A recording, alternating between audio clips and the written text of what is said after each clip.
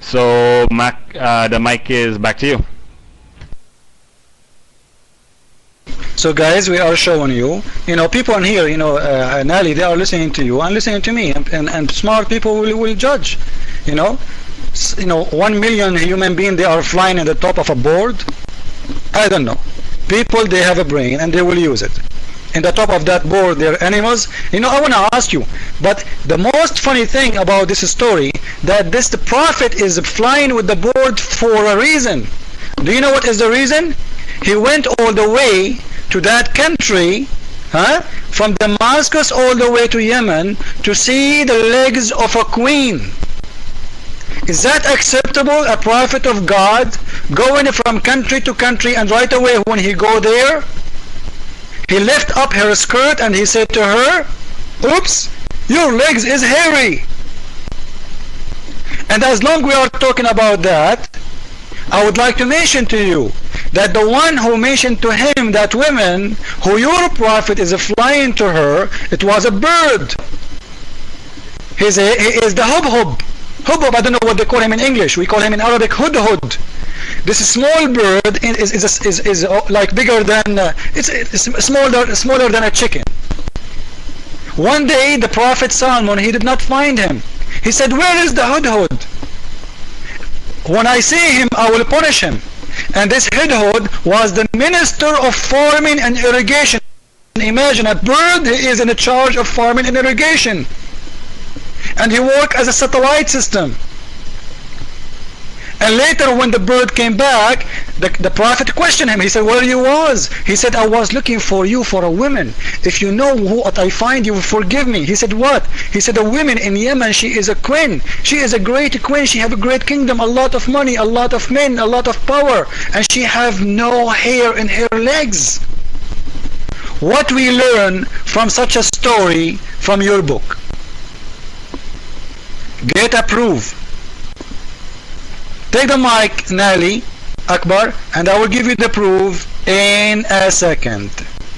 Jibreel, he think that we are people who say things without proofs. It's not us.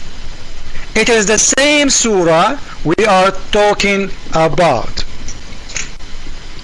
Take the mic, Nali, and I will give you the proof right away. Sir, first of all, again, we're not talking about the prophethood of Solomon or anybody else, okay? We're talking about, is Muhammad Sallallahu Alaihi Wasallam a prophet of God, okay? Why are you taking us to all these different topics? We're talking about, is Muhammad Sallallahu Alaihi Wasallam indeed a prophet of God, okay? And from your definition, again, I don't understand it. If you have a different definition of what a prophet of God is, then please, by all means, share that with us. But from the beginning of this talk, that was my first question to you, and you answered me by saying that the prophet of God is basically, tells the people whatever God told him to say. And again, that's exactly what we believe that the Prophet ﷺ did, and it goes from the very first ayah that was revealed to him. So unless you have another definition for what a prophet of God is, then what are we discussing? We're walking around here in circles, and you still haven't given me another definition, but you're bringing up other things that's supposedly to disprove that Muhammad ﷺ is a prophet of God. If you want me to discuss he a prophet of God, we need to have a good definition of what a prophet is. All right, and I have my own definition, but I want your definition so that this way we can discuss that, prove or disprove. Okay, whether the teaching is good or the teaching is bad, that you can. A lot of teachings can be good in my opinion and bad in your opinion, and vice versa. That doesn't mean that the person is not a prophet of God or is a prophet of God.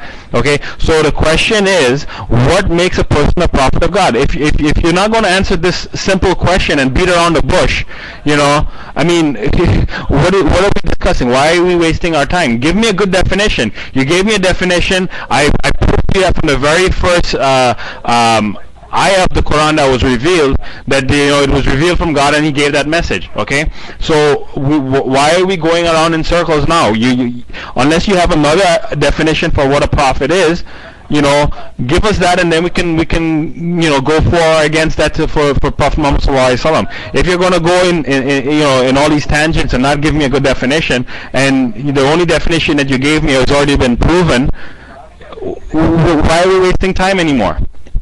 Okay, so give me a good definition of what a prophet is. Or, like I said, from the very first ayah that was revealed to Prophet Muhammad sallallahu alaihi wasallam, he is a prophet because whatever he was told, this is what he gave to the people. Alright, so your mic, either you give us a good definition of what a prophet is, or you just tell us that, you know, you're just here to waste our time. Your mic.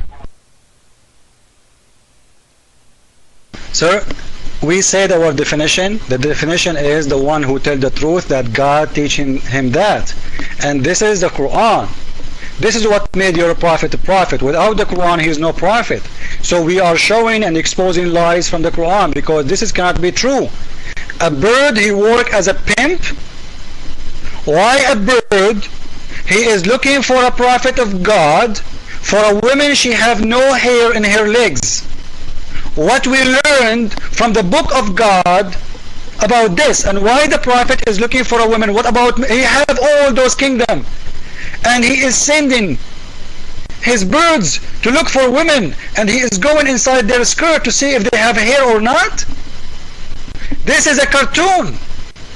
So when I ask you a question, your friend, he's saying, yeah, this is the hudhud. Read the explanation. The explanation saying he was an engineer, worked for the prophet. This is the explanation of Ibn Kathir.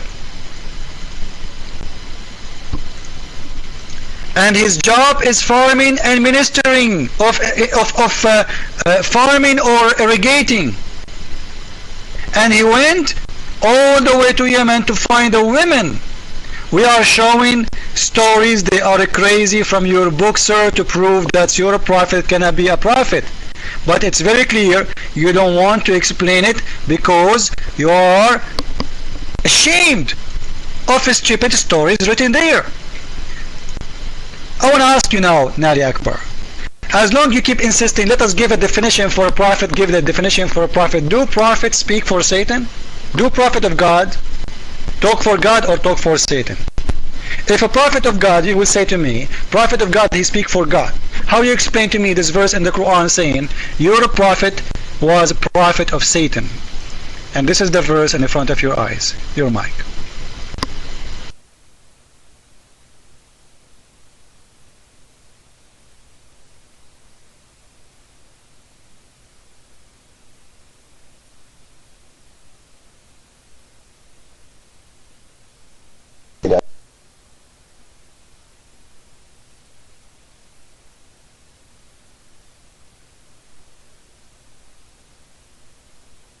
Take the mic, Naliakbar. Jibril, your mic is jumping.